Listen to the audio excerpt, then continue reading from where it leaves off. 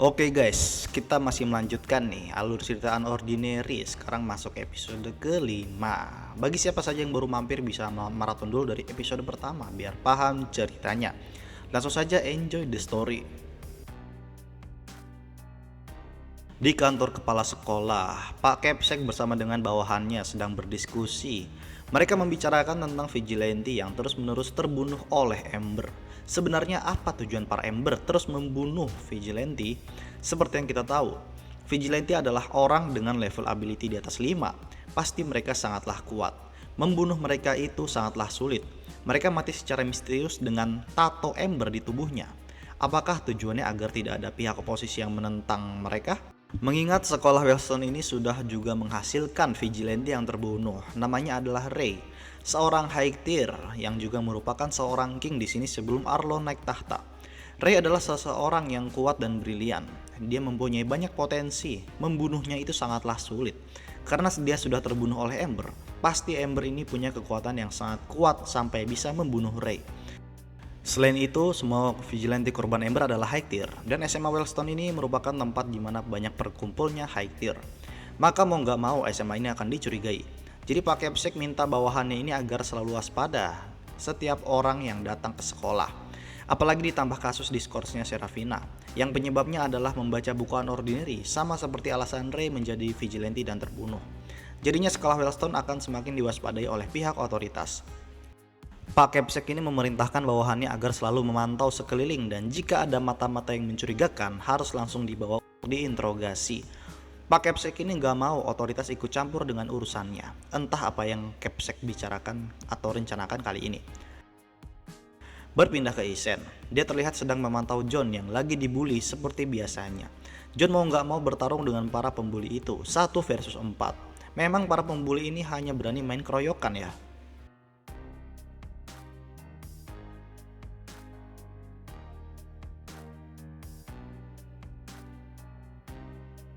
Setelah salah satu pembuli itu dipatahkan lengannya, para pembuli lainnya langsung ikutan maju untuk membantai John.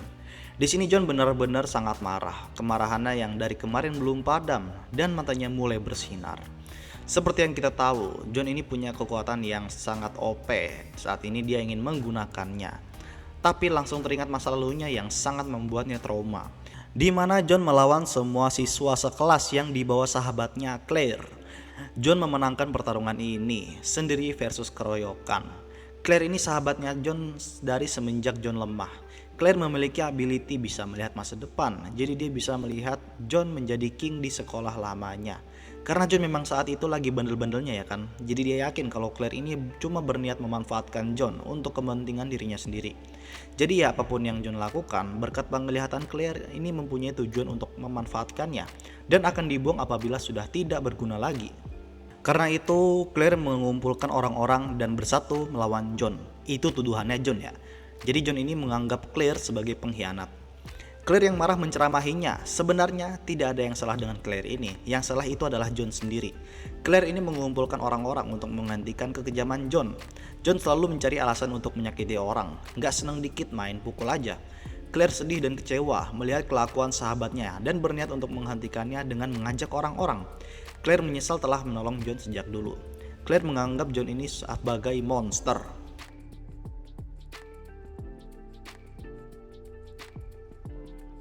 Kembali ke masa kini, John yang mengingat semua itu langsung sadar dan kembali menonaktifkan ability-nya.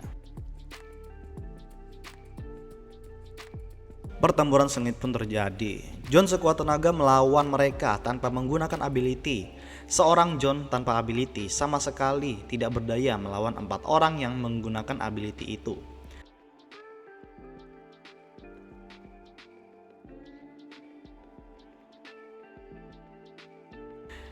Dan pada akhirnya John kalah telak. Seperti biasalah dipeloncoin dulu. Tapi John yang sudah lemas dan penglihatannya ngeblur.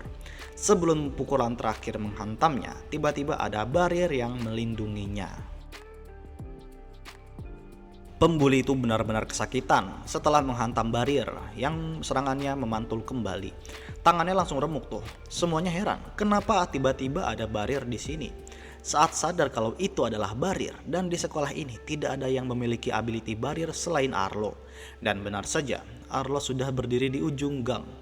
Arlo melihat ketidakadilan ini. Dia menolong John, kasihan melihatnya dikeroyok oleh 4 orang. Salah satu pembuli mencoba memberikan penjelasan kepada Arlo, tapi Arlo gak mau dengar sama sekali dan langsung mengurungnya. Memangnya apakah Anda punya hak untuk berbicara? Kemudian Arlo membopong John dan membawanya pergi. Dan di sini Arlo sebenarnya juga melihat mata John yang bersinar. Arlo itu tahu John sebenarnya punya kekuatan, tapi kenapa memilih untuk dihajar? Di UKS, John yang masih tidur dan ditemani oleh Arlo yang membaca koran. Berita utamanya adalah analisis serangan Ember, ditulis oleh Isen. Isen ini jurnalis berbakat, dia sering menulis berita yang jadi top news. Sekarang John masih memimpikan masa lalunya. Salah satu sahabatnya lagi namanya Adrian. Dia melaporkan kalau Claire berbicara dengan Jack di sekolah itu. Adrian yakin Claire merencanakan sesuatu, dan ternyata tuduhan John terhadap Claire yang memanfaatkannya itu berasal dari Adrian ini. Awalnya John juga nggak percaya dan menghajar Adrian. John masih benar-benar percaya dengan sahabatnya itu si Claire. Adrian pun menjelaskannya secara detail. Mungkin kali ini Claire mempunyai penglihatan masa depan di mana John akan digulingkan dari tahta King. Jadi Claire mengumpulkan orang-orang yang akan melawan John. Adrian memperingati John agar lebih hati-hati. Yang John pun gatal mendengarnya dan terus menghajar Adrian. John sangat yakin kalau dia bisa melawan mereka semua. John ini benar-benar sangat kuat dan benar saja dia berhasil mengalahkan puluhan orang sekaligus. Tapi pada akhirnya John sadar dari tidurnya dan Arlo di sampingnya dan dia langsung menamparnya. John menanyakan apa penyebab Arlo menolongnya, apa rencana Arlo dengan menyelamatkannya. John ini tidak percaya siapapun. Arlo bingung sebenarnya apa yang ada di pikiran John. Dan untungnya Arlo ini penyabar, jadi pukulan barusan dia biarkan. Kedepannya jika diulang lagi maka Arlo tidak akan tinggal diam.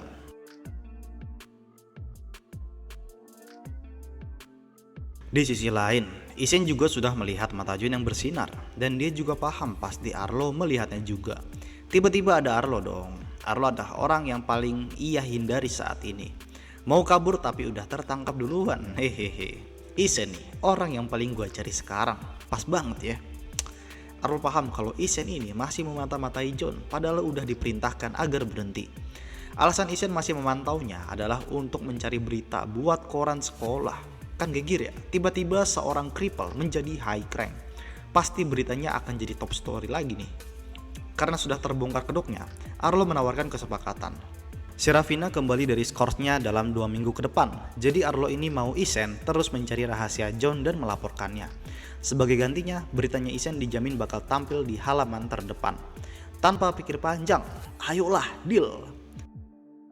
Tapi nyadarnya belakangan. Langsung dicari tuh dan ketemu transkrip terakhirnya John di sekolah lamanya. Blake ada di situ dan menyelamatinya setelah sukses dengan beritanya yang jadi top story. Isen kaget dan panik, dia berusaha menutupi apa yang dia cari di laptop. Blake ini heran, kenapa kok Isen sangat terobsesi dengan John ini? Orang bajingan yang telah memukul Remy sebelumnya, padahal Remy ini mau menolongnya. Mereka membicarakan Remy. Semenjak kematian saudaranya, Remy ini masih sedih dan sering diem. Makanya mereka ini berencana untuk mengajaknya jalan-jalan weekend ini. Setelah Blake pergi, Isen melanjutkan pencariannya. Di transkripnya terlihat jelas data mengenai John. Ranknya dulu itu adalah King dan levelnya sangat tinggi dan membuat Isen kaget. Lalu dicari lagi saat dia diusir dari sekolahnya dulu adalah 2 tahun yang lalu, saat di tahun kedua. Dan dia pindah ke sini saat tahun kedua juga. Jadi John ini ternyata gap year setahun. Isen bingung apa yang dia lakukan setahun itu. Lalu dicari lagi alasan John diusir, yaitu karena kekerasan yang berlebihan. Dia sendirian bisa menghabisi setengah orang di kelasnya dengan alasan yang tidak dapat dijelaskan. Dan mereka semua masuk ke rumah sakit. Dari sini Isen sadar kalau John bukanlah orang yang bisa dipermainkan. Sementara itu John bertemu Arlo di atap. Kali ini dia ingin berbicara dengannya. John berterima kasih telah menolongnya sebelumnya dan juga meminta maaf karena tiba-tiba memukul mukanya. Walaupun ucapan terima kasih ini sepele bagi Arlo, tapi John benar-benar menghargai Arlo yang mau menolong orang seperti John. Arlo menegaskan kalau alasannya menolong John ini karena dia kesal aja melihat ada gangguan dalam hierarki. 4 orang masa melawan 1 orang yang tidak punya kekuatan, ya kan gak adil ya kan? Kalau mau adil ya one by one, begitulah hierarki bekerja. Dan Arlo ini yakin kalau John melawan mereka satu persatu pasti bisa menang juga. John menyanggahnya, bagaimanapun dia ini adalah cripple, apapun yang dirinya lakukan, pasti John ini selalu berada di tempat terbawah. Arlo benar-benar heran dengan John ini. Kenapa John meyakinkan bahwa dirinya adalah orang lemah, padahal Arlo yakin kalau John adalah orang yang kuat. Kembali ke Isen, dia masih memikirkan alasan pengusiran John. Pengusiran yang tercatat di transkrip sekolah adalah masalah yang serius. Artinya siswa itu menolak untuk patuh terhadap otoritas pemerintah. Semakin tinggi kekuatan orang itu, maka akan semakin buruk. Dan John ini diusir dari sekolah bukan karena menghabisi teman sekelasnya, melainkan sekolah yang sudah tidak bisa mengontrolnya. Karena ketika seorang Haiktir mengamuk, dia tidak akan bisa dibiarkan, tapi harus ditindak. Kali ini John masih sibuk memikirkan urusannya, akan lebih baik jika seperti itu. Tapi Arlo pasti tidak akan membiarkannya. Dan tiba-tiba ada Arlo di belakangnya dong. Mau kabur, tidak semudah itu. Arlo ingin berbicara dengannya. Akhir-akhir ini Isen tidak menjawab teleponnya dan kebetulan bertemu di sini. Arlo menanyakan tentang info terbaru John, tapi Isen ternyata sudah membatalkan berita itu. Dia sudah tidak ingin menulis cerita tentang John. Akan lebih baik menunggu si Ravina datang dan melupakan semua investigasi ini. Isen paham kalau John ini menyembunyikan kekuatannya dan pasti dia punya alasannya. Jadi untuk apa diprovokasi? Arlo bersikeras agar John ini sesuai dengan tempatnya. Isen menolak memberikan informasinya karena dia tahu nanti Arlo akan membuatnya marah. Isen benar-benar takut dengan apa yang terjadi selanjutnya. Arlo mengabaikan peringatan Isen dan dia akan menyelidiknya sendiri. John memikirkan percakapan sebelumnya. Dia benar-benar tidak mau menjadi bagian di hierarki. Dia nggak mau mengalami masa lalunya yang sangat menakutkan itu. Tabrakan lagi dong sama Arlo. Kertasnya John pun berantakan. Arlo sangat kecewa dengan John, padahal dia seorang Haiktir, tapi kok bertingkah seperti itu. Tuh Binder, biar kertas lu nggak berantakan. John merasa tidak enakan menerima itu begitu saja, jadi John akan mengajaknya nongki. Dan di tempat John nongki sama Sarah biasanya, sekarang dia mengajak Arlo juga. Disuruh pesen boba tapi malah pesen kopi hitam. Begitulah Arlo. Di berita sedang melaporkan mengenai NXGen, sebuah fasilitas penelitian swasta yang berfokus pada penelitian asal-usul dari ability yang dimiliki setiap orang di dunia ini. Dan sekarang mereka sedang meneliti proyek super rahasia yang dipimpin oleh pihak otoritas. John menceritakan tentang awalnya dia dengan Sarah bertemu dan berteman, mulai dari pas dibully, lalu cekcok masalah kue coklat, sampai mengerjakan tugas kelompok dan menyelamatkannya dari para pembuli. Dan John menjelaskan kemampuan bertarungan itu diperoleh dari bapaknya yang merupakan seorang cripple yang asli, ingin agar John bisa membela diri. John ini juga bangga dengan bapaknya, walaupun seorang cripple dan lingkungan kerjanya sangat meremehkannya, tapi beliau selalu bekerja keras untuk melakukan yang terbaik. Dan sedangkan Arlo ini menceritakan orang yang dikaguminya, yaitu Ray, seniornya dulu yang telah mengajarkan dan membimbing Arlo sampai dia menjadi king saat ini. Tak lama Arlo pun pergi duluan, dia ingat ada urusan. Kembali ke Sarah, dia lagi ngerjain tugasnya dan kesal. Setelah melempar bukunya, ada pelayannya yang memergokinya. Sekalian mengabarkan kalau NXGen menolak lamaran Sarah sebelumnya. Hari-hari pun berlalu. 3 sahabat, Blake, Isen, dan Remy pergi jalan-jalan weekend lah biasa, nonton film, belanja, dan sebagainya. Tempatnya pun di Kovoro Mall.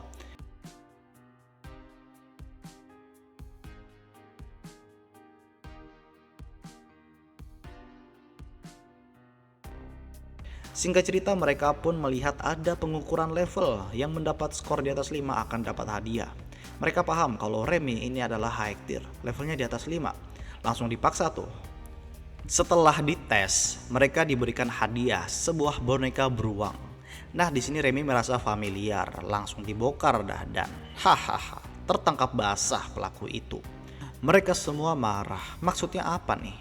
Udah ditangkap biar nggak kabur pas diinterogasi.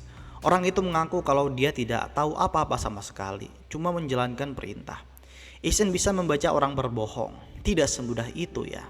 Pas mau dibawa tiba-tiba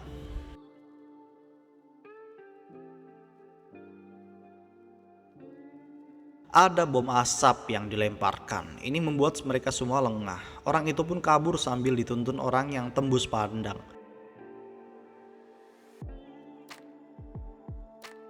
Isen bisa mengunci target, jadi dia tidak akan hilang.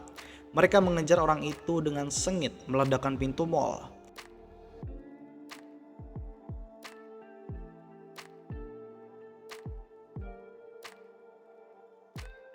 Petugas itu meminta bantuan rekannya. Di luar mall, mereka menangkap orang yang mengendari motor tapi tidak kelihatan orangnya. Mereka semua masih terus berusaha mengejar orang itu.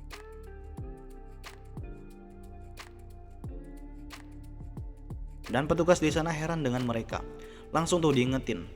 Mereka berdua pun mau gak mau nurut aja. Saat Remy mengejar mereka, dia heran belum ada tembakan laser dari Blake.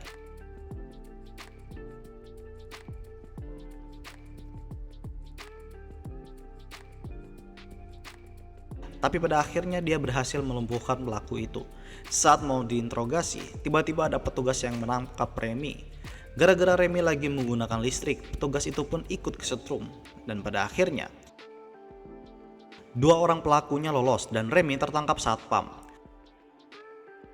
Mereka bertiga pun dimintai keterangan di ruang penjaga. Di sini saat mereka menjelaskan kalau berasal dari SMA Wellstone, satpam itu jadi baik ya. Setelah menjelaskan apa yang terjadi, petugas pun memeriksa CCTV. Melihat borgol yang dipakaikan, Remy menjelaskan kalau borgol ini didesain bukan untuk orang-orang kuat.